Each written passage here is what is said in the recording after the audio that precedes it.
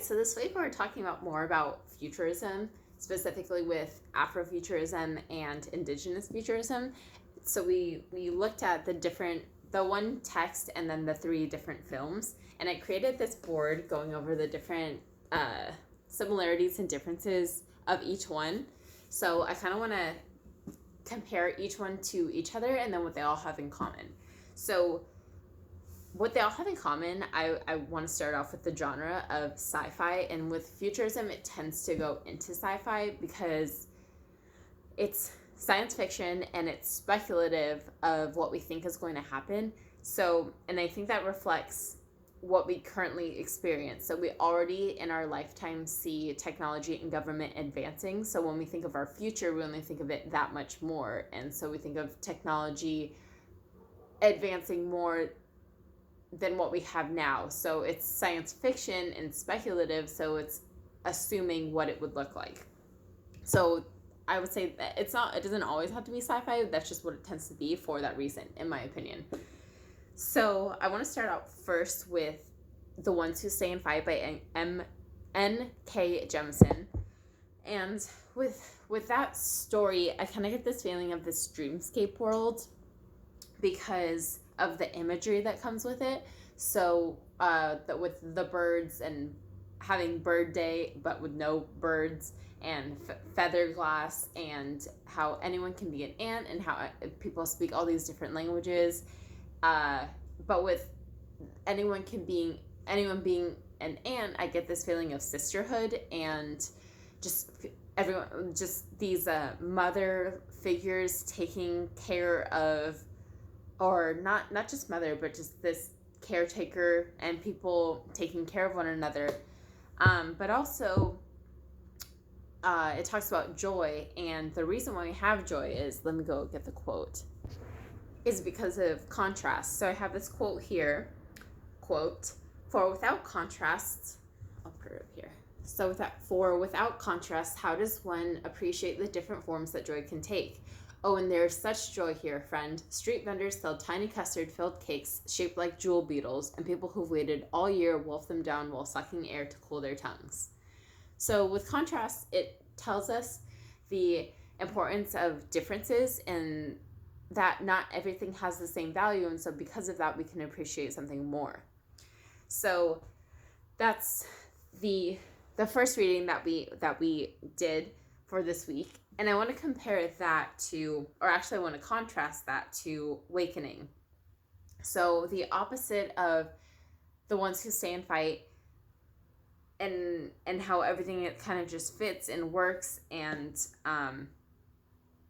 having contrast, it takes us to Awakening, which talks about aggressive occupation and oppression and government control. So we see this character who's in this like deserted land because government has been so powerful, and that's the consequence of having everything be the same, everything having a certain order, having everything under one person's control. And then I want to compare and contrast that to Pumzi, and what those two have in common, I found, were oppression and occupation and government and survival. So we see in Pumzi, with the girl who found the dirt, when she found it, she immediately showed it to her council, but her council was like, "You're wrong. Like that's stop dreaming. Take your dream pills. Like that's not. Why are you playing with dirt?" So it's a form of government control and shutting her down, and wanting to control their actions and thoughts even. So that's kind of the similarities that I saw with Awakening and Pumzi, as well as survival. And I also found survival with The Sixth World. So then I want to compare Pumzi with The Sixth World, so the similarities that I saw between those two films were the stars of the film, which were like minorities. So with Pumzi, it was about Afro-Futurism. With The Sixth World, it was about Indigenous futurism. So with the sixth world, it's about these ones, let's call them ones, these ones that were selected to start a new life, a new world on a new planet. And when I think he was a general. So when these two, and I think they were scientists. So when two scientists brought the general on board and showed them what they had done with their corn, their GMO corn crop, he responded with, "That's creepy," because it didn't have the husk. And he saw it and he's just like, that's not how it should be. That's not how it's supposed to be. Like, people use those parts and it's worked.